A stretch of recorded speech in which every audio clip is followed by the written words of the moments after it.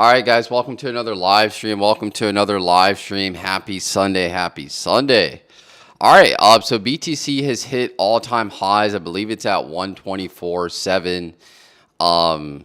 So yeah, it looks like the Q4 parabolic move is on its way. We are getting a Fed meeting this month. I believe it's the 28th through the 29th. So we could look forward to getting our second interest rate cut in a row for this month. We don't have a meeting in November, but there's another meeting in December, and we should be getting a rate cut in that month as well. And I think all this is playing into BTC's price. A lot of liquidity is going into BTC, so that's why we saw it this weekend hit its all-time highs. Now, if I take a look at the price, and let me make sure my mic is working. Give me just a sec.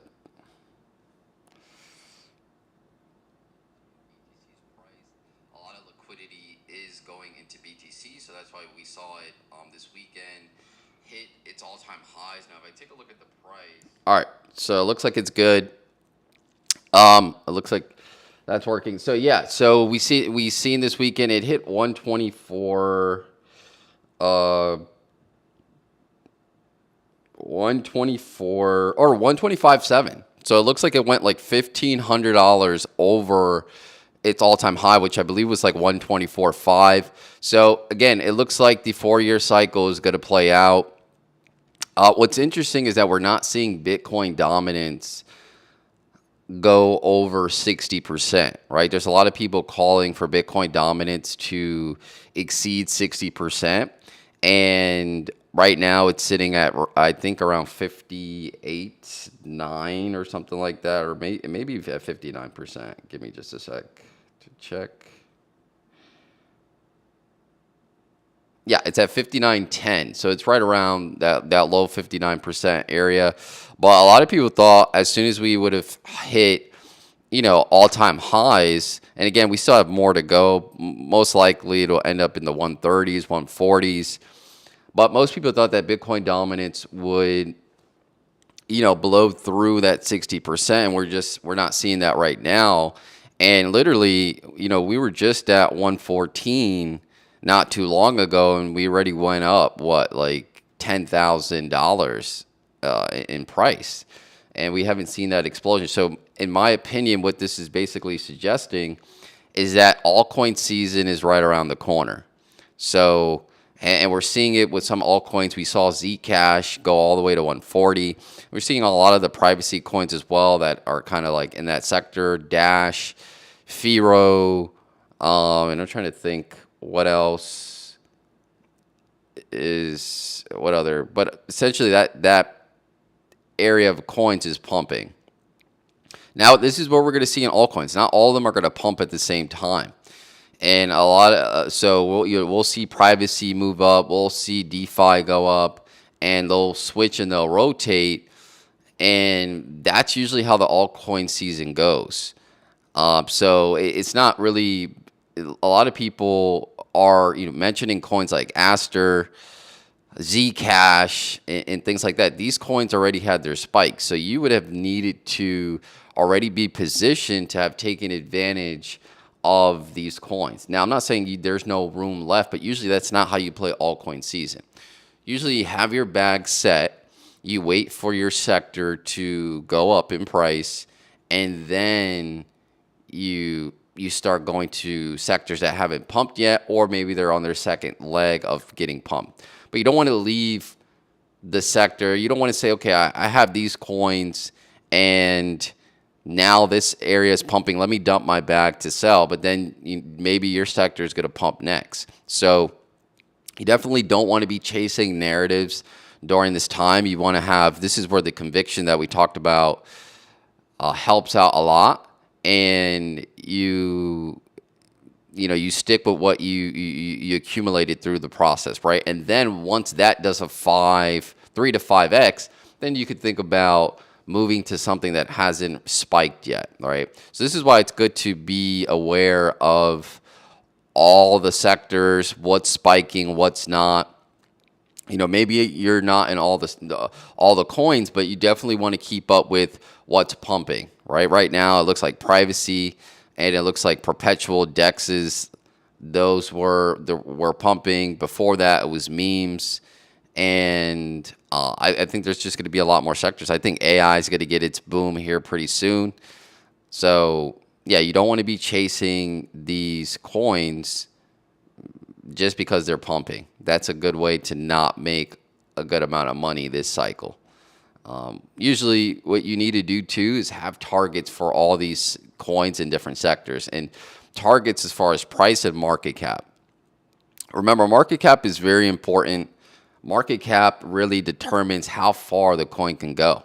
A lot of you have price predictions for these coins, and they're not tied to the market cap. So, something like Doge or XRP can't go to 40, $50 because it's just there's not enough liquidity to go into those coins to bring the market cap up that high to support a price of 40 or $50. But you have some people calling for it on crypto Twitter. And again, I think those people are already in those plays and they just want you to hold the bag and not make money, right? Because if you're holding those coins thinking it's going to go to 40, they're going to be out at $5-6, right? And I'm thinking $5 to $6 for maybe like XRP, and then Doge maybe $3. I'm not even sure what Doge is at. Again, I don't really recommend Doge, but I'm just giving it an example. Yeah, Doge is at 25 cents, so maybe $1.50, $2 this cycle. It is already has a huge market cap, so I don't really see it going much higher than that. But yeah, so we got this pump over the weekend, so I think it's going to continue. Obviously, we've been in a downtrend for a little bit. We were at 112. We were literally just at 112 a couple weeks ago. So this is really bullish. We're in Q4. Usually Q4 is really bullish for crypto after the halving. So, and the fact that we're getting interest rate cuts, there's a bunch of bullish news out there. So this is the time where you kind of just sit back and enjoy the gains. Now, you definitely do want to start taking profit at some point. So I would recommend a lot of you revisit your price targets for a lot of these coins that you hold and put a game plan together to make sure you're not just holding forever, right? You definitely want to take profit this cycle. So that way you can start the new cycle, right? The whole purpose of this really is to catch the 4-year cycle, not leave with maximum gain. I mean, obviously, most people would want to leave with maximum gains, but, it's just not, feasible, right? You're not going to be able to time the top and for any of these coins, maybe 80, 75%, which is pretty good. Some of these coins will do 10, 20x's. If you can catch a 6, 7x on your money, it's really good. Okay. Yeah. So that's pretty much it. There's not much going on in the market, besides, BTC hitting its all-time highs. Again, we have that Fed rate meeting the 28th and the 29th.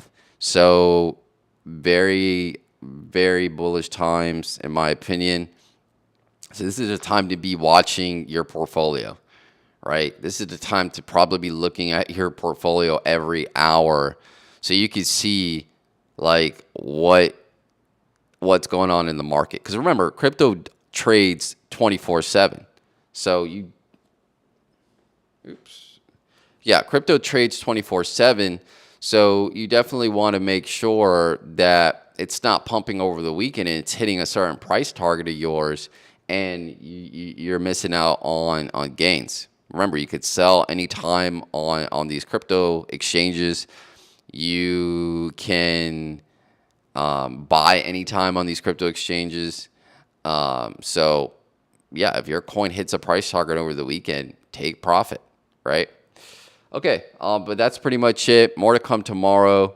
I'm going to be going live tomorrow. Right in the afternoon. So we'll talk about what's going on with prices and going on with the market. So I know I put out a a notification or I posted that I won't be doing live streams next year. I might just do it like once or maybe twice a week. But who knows? I may keep it to 3, but what I really want to focus on is doing the long form videos every Sunday and really just putting my time towards that. And then also I have an Instagram that I haven't been posting on for this channel. And then I have a TikTok as well. I'll probably be doing the same post, right? But I want to focus more on that. So maybe I'll do a live stream just on a Sunday and then I'll drop my video Sunday. So I'll drop my video Sunday and then I'll go live Sunday. And then I'll be doing short form. I want to focus more on the short form content and kind of put a game plan together. That will probably be more first quarter of next year. So I'll probably be putting that, and then I'll probably tag. I'll probably most likely still do a live once a week. So that way I can, put the Instagram handle on the live stream, and then you guys can follow me there as well. But yeah, that's pretty much it. Let's play some chess here.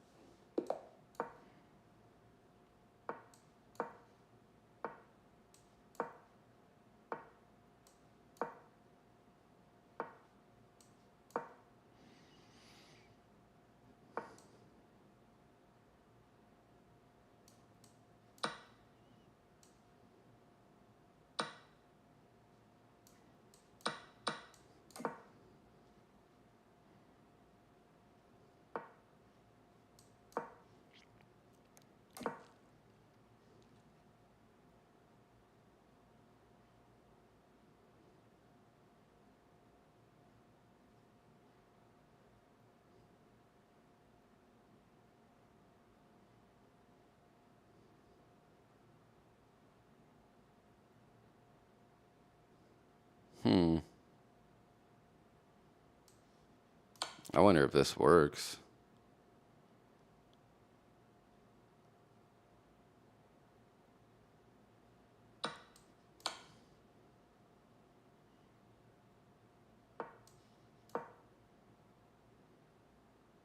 I think it does.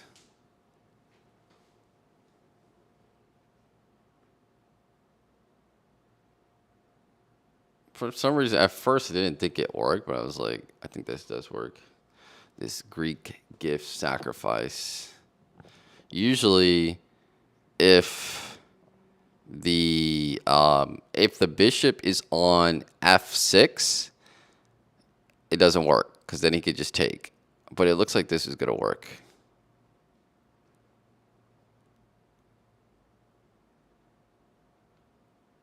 Yeah, because even if he moves this down, it's still gonna be good. Like he can't move anywhere. So we're in good shape. And it's running down his clock. So he's definitely thinking about it. I don't know what he can do. I mean, it's pretty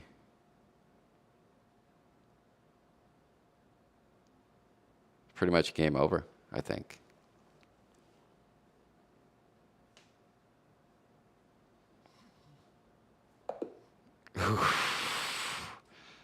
Game over. That was quick. All right, so let me look at that. I just want to make sure. Okay. So sacrifice there. Bishop protecting the horse. So yeah, that works. So yeah, that does work. Now the Greek gift sacrifice does not work if there is a horse here on f6 or a bishop anywhere or even on e7, because then he could just take my thing. But in this instance, if we go back, went up, did this, boom, boom, and then he castled, or I brought this over, boom, and then at this point, sacrifice my bishop here, boom, and then that's checkmate. So if he moves, right? So if he moves the now what he could have did, right, to keep this going, but I feel like it would have led to a checkmate anyway. He could have moved the rook over to e8. Then I would have checked him here. He would have moved over to f8, and then I would have checked him here. He'll move the king down, and then I probably would have came back all the way down to h something, and then he was running out of time. So either way, it worked out. All right, so that was the first game. Let's do this second one. I'll probably play one more after this.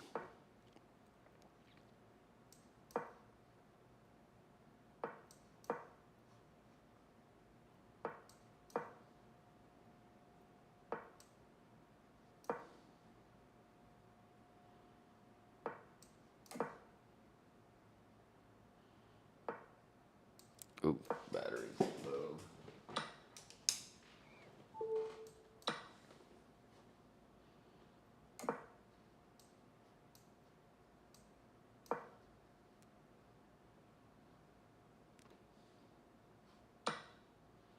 Oof, did not see that.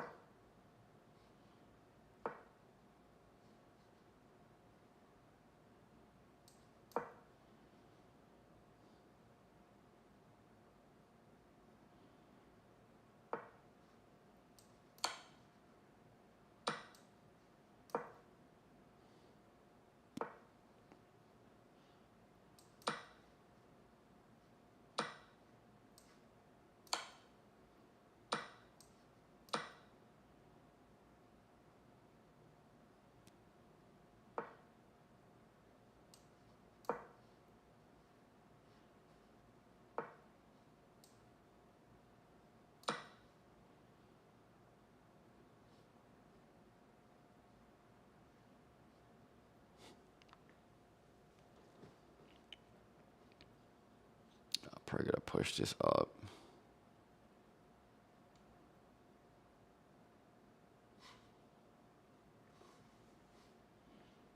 Ooh, disconnected.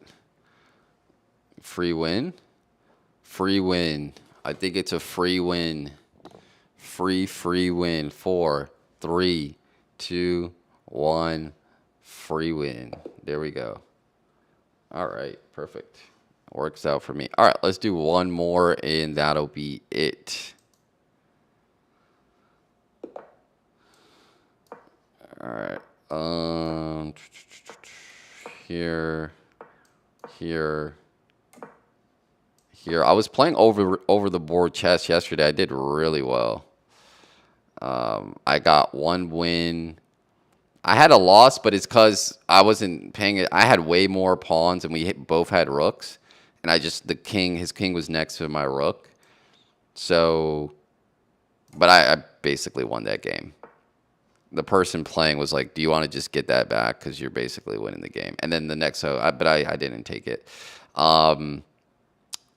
So that, and then after that, I played 3 more games where I won one, and then I drew 2. So worked out. Here we go.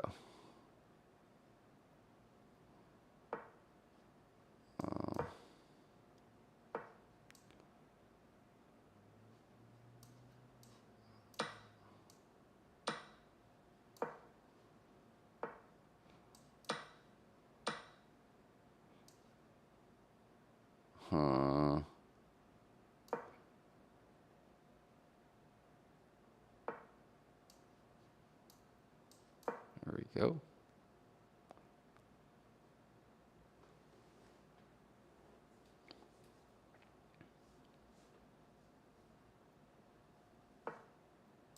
Oof.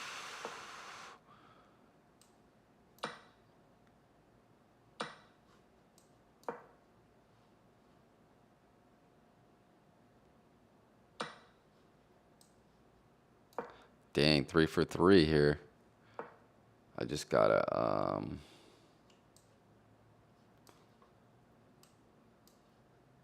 let's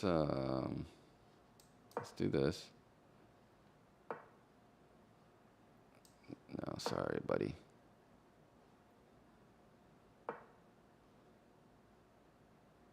Oops.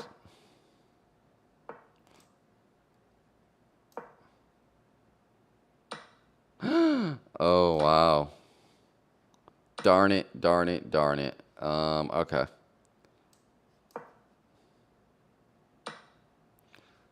All right, all right. Yeah, this is not good for me. And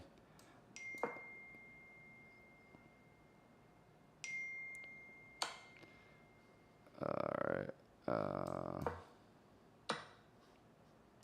I blundered that. That was terrible. Terrible, terrible, terrible. Oof. Yeah, that was trash. Yo, mind playing with me? Yeah, send me a request and I can play with you. But I'll only do one more. So if you send it to me now, we can play a game.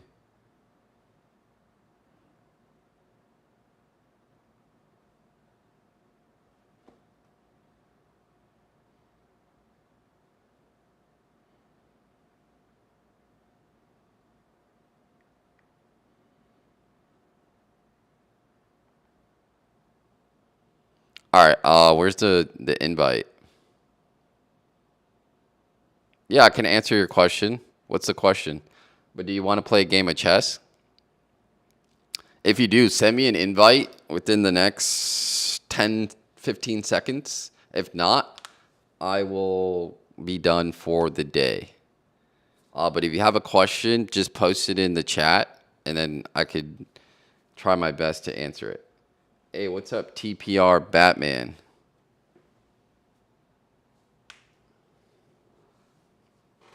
You guys got interesting names. All right. I'll give you another 15 seconds.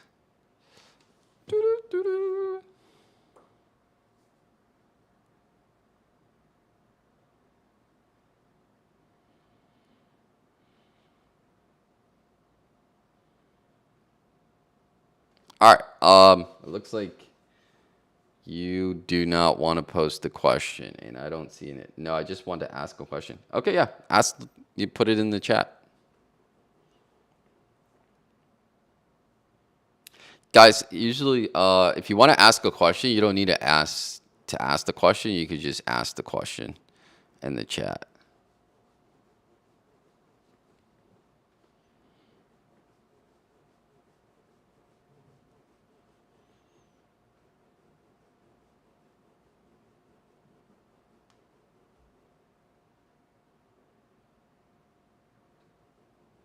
The question is, can sometimes short-term goals be beneficial than long-term?